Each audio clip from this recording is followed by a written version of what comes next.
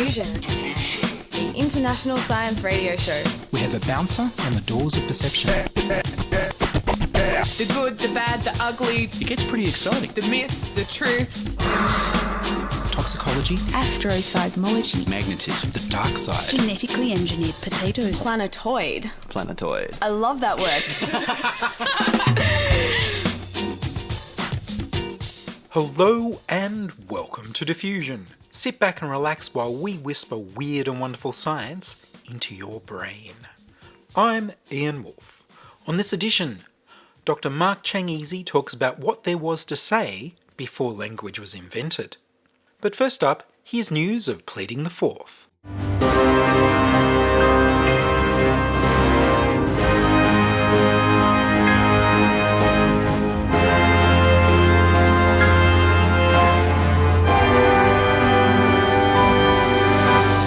Sue the CIA. The US government applied for Julian Assange in the UK to be extradited to the US for publishing evidence of US soldiers murdering civilians. His extradition was approved in July 2022 by the UK Home Secretary, Priti Patel. Julian Assange's American lawyers are suing the Central Intelligence Agency for violating their constitutional civil rights. The plaintiffs announced the lawsuit in a video published on YouTube on August 15, 2022, and spoke about the issues. American attorneys Margaret Ratner Kunstler and Debert Hebrecht, and American journalists John Getz and Charles Glass are seeking monetary and injunctive relief for violation of their rights when they visited Mr. Assange between January 2017 and March 2018. CIA whistleblowers spoke at length with journalists from Yahoo News about how the CIA hired Spanish security company UC Global and its owner-director David Morales to plant microphones and cameras throughout the Ecuadorian embassy to spy on Julian Assange and everyone who visited him, and to copy the data on every phone and laptop the visitors used and all their paper documents. This included privileged client-attorney information. The security firm live-streamed and recorded all the conversations. The data was brought by David Morales to the CIA directly in New York, all without a warrant. Some of the video surveillance was given to the media to make jokes about Mr. Assange trying to stand on a skateboard, but the comedians conveniently never questioned where the video came from. Mr. Pompeo sought to have the whistleblowers prosecuted.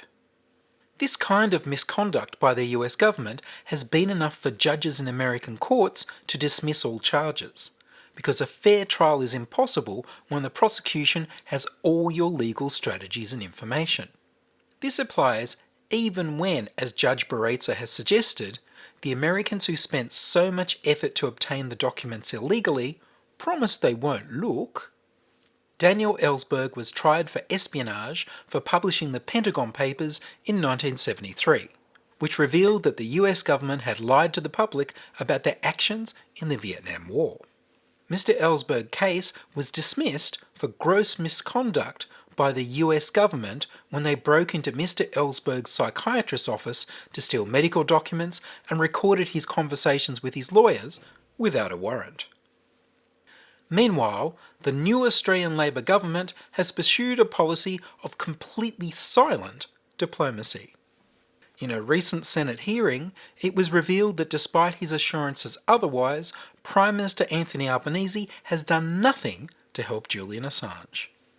In 2019, then opposition leader Anthony Albanese was one of 36 members of Parliament to sign a petition to bring Julian Assange back to Australia as a free man. At a press conference in May 2022, a journalist asked, "Prime Minister, on foreign affairs you've previously raised concerns about the charges against Julian Assange, saying enough is enough. And a couple of weeks ago, Senator Wong said if elected, you would encourage the US government to bring this matter to a close. As Prime Minister, is it now your position that the US should be encouraged to drop the charges against Mr. Assange? And have you made any representations to that effect?" Prime Minister Albanese replied, "My position is that not all foreign affairs is best done with the loudhailer." It's hard to see this as being anything other than an attempt to make people think there was quiet diplomacy going on behind the scenes. In Senate question time on the 4th of August 2022, the representative for the Prime Minister, Don Farrell, was asked directly by Senator David Shoebridge what exactly is the government doing to secure the release of this Australian citizen, journalist and whistleblower. The answer was that they've done nothing, because the Australian government trusts the legal systems of the US and the UK. This ignores the fact that the matter is not in the courts of the UK, but in the hands of the politician Priti Patel. Prime Minister Albanese refused to meet with Mr Assange's father and brother when they came to Parliament, and the Parliament security guards refused to allow them to bring in books about Julian Assange by UN expert on torture Nils Melzer on the grounds that the books were protest material. What could the Australian government do? The absolute minimum that the Australian government could do would be to publicly acknowledge that Julian Assange is a political prisoner being tortured by the UK government, as found by the United Nations Special Envoy on Torture and a team of doctors and psychiatrists. This could be followed by making arrangements with Secretary Priti Patel to admit Mr Assange to hospital for urgent treatment, followed by release to his wife and children. The government could point out that torture is illegal in the UK. The petition that Prime Minister Albanese signed in 2019 demands that the Australian government act as they have for other Australians whose rights have been violated, so that the Prime Minister personally intervenes to speak with the UK Prime Minister, whoever that is, and Home Secretary Patel to secure Mr Assange's freedom. The Prime Minister could also directly contact President Biden and remind him that President Obama didn't prosecute Mr Assange because he was warned about the consequences to press freedom and the damage to democracy in the US. He could point out that torture is illegal in the US. There are many diplomatic levers open to the Australian government, but they refuse to do even the absolute minimum. I'll put a link to the petition that Anthony Albanese signed in the show notes.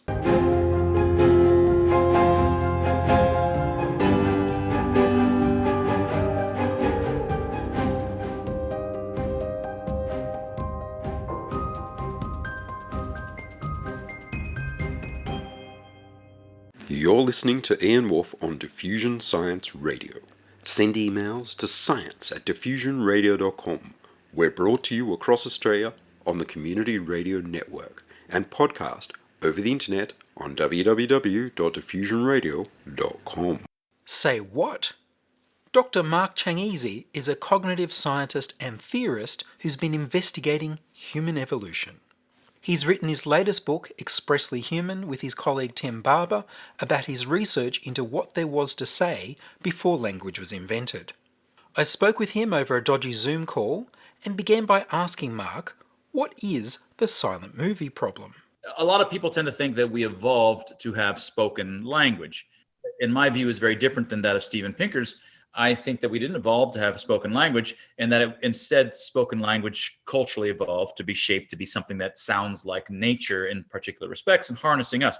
But once you start thinking about that, you're like, holy crap, that means that up until a couple 100,000 years ago, we were just like the other apes. We had no language to speak to one another.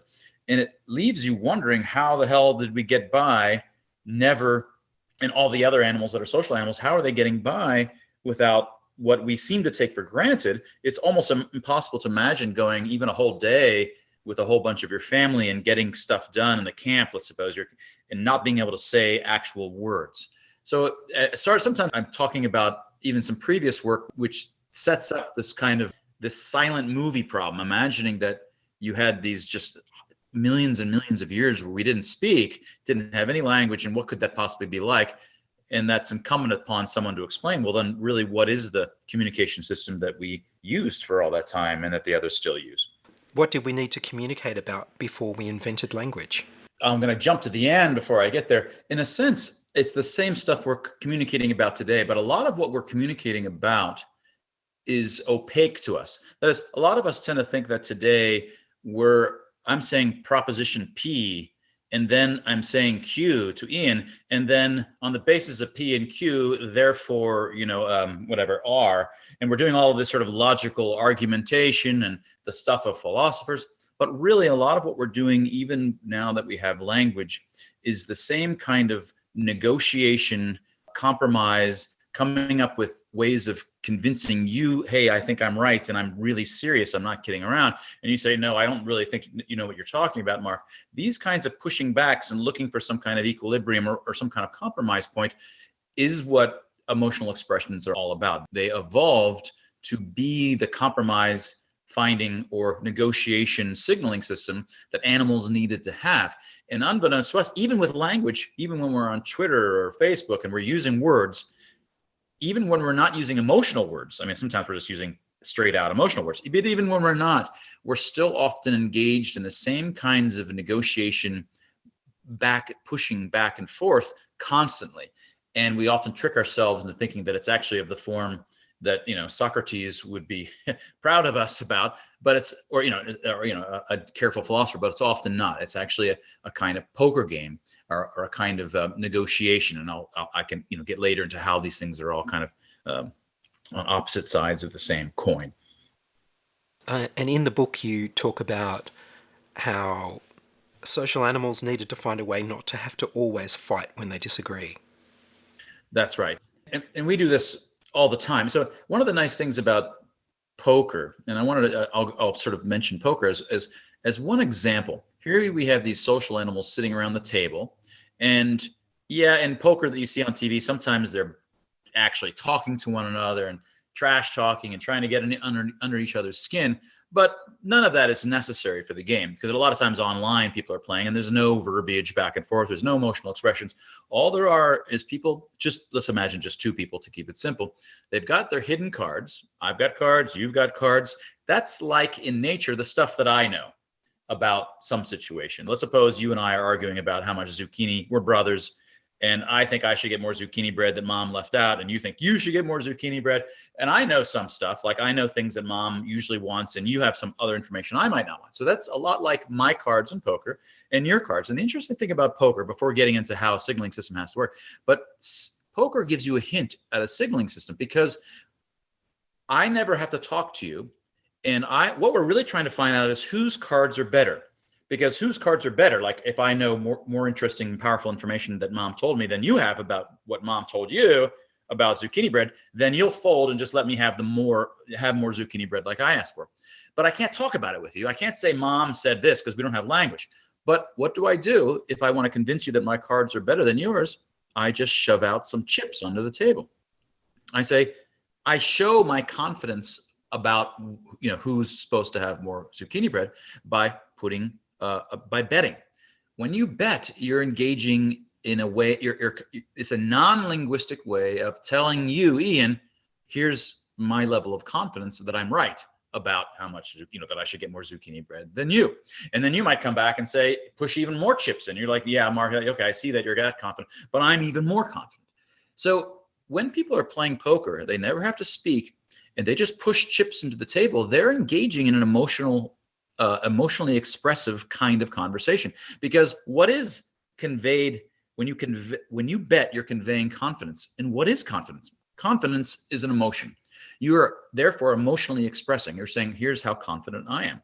And you're actually doing it somewhat honestly. That is, you're not willy-nilly just saying, hey, I'm this confident. My p-value is, 0.02 or 0.001. No, I'm actually putting something at stake. I'm putting, money at stake, or chips, whatever the chips stand for in poker.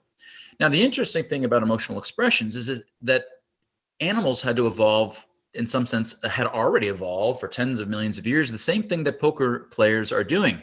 They couldn't speak, but they could claim that they're confident of a certain level, but they had to do so with via something that's bet, that's dear. And what we would bet is reputation. When I say to you in a community, I say, Ian, mom said I should have more. Now, of course, I'm using language to convey it rather than using a proud expression, let's say. But in order to convey it, I have to just talk here on the radio or whatever. So by conveying a certain level of confidence, other people in the, my mom here, my other sisters, people down the street know that I was really trash talking. I say, Mom's definitely said I should have more. And then maybe later we decide to, instead of in poker, you agreeing with me, which would be to fold. You go, okay, Mark, your hand is maybe better than mine. Instead of you agreeing, okay, Mark, you can have more zucchini bread, maybe you call. We would say you call. You say you give up and you want to fight about it, which is what animals always used to do. That's always what you can always do. Let's go ask Mom. And so it turns out I was wrong. I was just totally trash talking and bluffing. And then I've lost reputation. I feel humiliated, right? And so that spreads amongst the community. When you are really proud or really confident and you're found out to be wrong, you feel humiliated. And the other thing that I can do is I can also just say that you don't know what you're talking about. Rather than saying that I'm so great, I can say that, Ian, you're a loser. You never know what Mom wants, and you're something like this, or Mom doesn't even love you. Right? I lower you rather than raising me. That's more of something called disdain. And when you do that, I'm also pushing chips. So if it turns out that I'm wrong, and Mom says, no, I really love Ian more than Mark, then I've lost reputation as well. So the key to how animals were able to negotiate writ large, all the kinds of just coming up with compromises, was they had to engage in these little exchanges of, okay, I'm really confident, or you're totally not confident. That's a kind of disdain. And in doing so, they're also, because it's a social community, the other social animals are gossipers, and they're keeping track and they're watching. And so you have to be careful when you push in these chips and make these claims, because it could come back to haunt you later. So that's the kind of negotiation system that we needed to have, and a way to go back and forth and say, I want more. No, I want more. Or I can say, no, totally. I get it. Mom loves you more. You should have more, or whatever. I can be conciliatory, in which case I'm not betting reputation. I'm kind of unbetting, maybe I had bet some earlier and I can pull some off the table because now I'm being nice. These are the kinds of mechanisms that we needed. And what we do in the book is sort of derived from first principles. Here's exactly the space of signals that animals have to be able to engage in these somewhat honest negotiations. I say somewhat because, of course, people do lie in poker, but you can't, you've got to be careful when you lie, because you can always get caught. Yes. So you've got the need to express what you want and how confident you are, and then you've got a negotiation about what you believe about the other person's claim.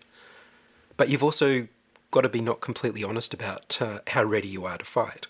There will be many different kind of personality types for how people tend to rise in reputation over time. What we'd really like to do is rise and have a big stack of chips, basically reputation chips. Because if I do have a big stack of reputation chips, in poker, we call that the chip bully. Someone who's suddenly gotten most of the chips at the table. They could just bully people around. And someone, I think I have a really good hand, but then Ian, you have a huge stack of chips. You just throw in a whole bunch. And I say, I don't want to go all in because I don't have much to go all in with. So I just fold immediately. So if you have a big reputation, you can just bluster people all the time and make them back down, back down, back down. And so there's some personality types that are good at that, and they rise in reputation over time. But others are just more like the chipmunks in the Disney movies, who are just sweet and nice the whole time. And they're always trying to be honest and never trying to bluff their way into getting people to agree with them, because that's also can be dangerous. One false move, one false situation where I go, Ian, do you know who I am? And it turns out I was wrong, and I'm found out to be wrong. I can lose a tremendous amount of reputation. So there's many different kinds of personality types and ways of engaging in a negotiation that could work. And I would imagine there's a whole game theory kind of world that you can invent, study in terms of the different kinds of personalities and how they fare against one another. And you mentioned in the modern world, internet trolls are able to get away with spending social reputation over and over and over because people don't remember that they've lost it. Yes, and so yes and no. So I mean, one counterintuitive thing, I think internet, it's certainly in the comment sections, for example, at a magazine, the most internet trolly folks are the ones where you can just pop on and comment on other people's threads, and you'll never see the same people again. On Twitter, for example, I think a lot of people's first reactions, and I've heard a lot of very well-meaning people who say, look, you shouldn't be allowed to even have an anonymous account, or you're being a coward for having an anonymous account. I think that that's wrong for a number of reasons. One, you have a real identity in the sense that your identity persists over time. And yes, it doesn't necessarily correlate to the actual person, is not known to be, mapping to you in the real world, But nevertheless, you've developed, let's say, 200,000 followers. It took you 5 years to do that. You've made lots and lots of claims over time, and enough of them were deemed to be true by others, and so that you developed a kind of reputation. So, and you would be very upset to have lost it. So I think that the reason that people tend to be troll-like on the internet is less about their anonymity. Because even in the real world, where you do it, you have anonymity all the time. You show up to get a coffee at the coffee shop, and you don't know the barrister. Maybe the barista has, her name sitting there on her, but you don't really read it. And even if you said her name, it's not like you know her or she knows you. It's effectively an anonymous relationship for all practical purposes. But you're nice to each other. You're in fact, quite sweet. 99% of the time, our relationships with the passerbys in life is quite nice. So I think what's really missing, and the reason that the barista and you have a nice relationship, whereas it's much more volatile and troll-like on the internet and even on Twitter, is because the full suite of emotional expressions that undergird our negotiations, which of course are partly there in the text, but they're in the intonation of our voice, but they're also just richly in our emotional expressions and our gestures, and all of these things that are being conveyed, which we do unconsciously, they're all there when you're talking to the barista. But only a pale comparison is there when we're texting, or doing text in let's say a tweet. So when I think a lot of these people, you just come to hate each other on Twitter because if you were in person saying the exact same things, you'd be modulating your tone very differently because you're right in front of them and you're getting the signals, and your brain naturally responds to their signals in a completely different way, and in a completely organic and designed and ingenious way in person, whereas it's just sort of a hack when you're looking online. So people end up, I think it's short-circuiting the normal human emotional interactions. And so I think that's mostly what is undermined. So I've been pushing for, trying to come up with mechanisms that social media platforms like Facebook they all get that they need to allow more emotional expressiveness. For example, just the fact that there's like buttons, right? Like buttons is an emotional expression. Well, I like it. Oh, that's great. Like, I love it. You're great. It's an emotional expression of respect of some kind. And then Facebook has, for a few years now, you can hit happy and sad and surprised, and right, you've got like 6 different things, but these are still a pale comparison. What you would like to be able to do is actually be able to respond with the full 4-dimensional. Turns out when you understand the ideas in the book, there's a 4-dimensional space of emotional expressions. And it's not complicated, but I'm not going to try to talk about it in an auditory venue, but it's just all the emotional expressions you know and love, and you can arrange it in a 2-dimensional space, which is sensible and has a nice structure to it. You need the ability to express within that 4-dimensional space, and not just to pick, I don't know. It should be such that when it's presented to the person seeing it, it feels organic and natural. It shouldn't be, done in some kind of, medium that doesn't really tap into those things. But if there was a way of ramping up the UX in some sense, the user experience, to push the emotional expressiveness into these social networks, social media, I think you would have much cleaner, better behavior, which was more the way that humans act in most, 99% of circumstances in real life, where they're just nice to each other for the most part. I think that's right. And I think some people just seem to be better at projecting in their mind what the other person's reactions would be, and they seem to behave better, whereas the people who have trouble with that are the ones who behave more badly, it seems. That if they don't have the person in front of them, they can't imagine their reaction as well as they should.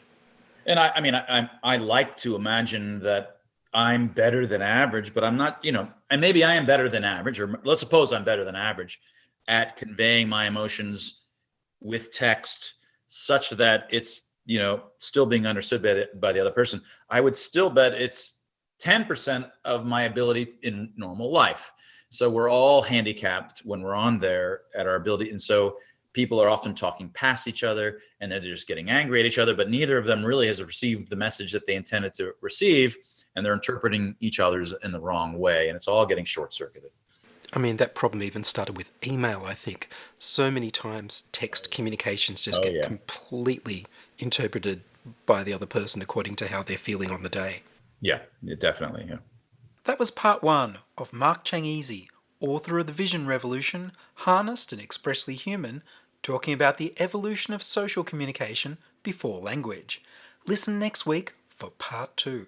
Before I go this week, a little housekeeping.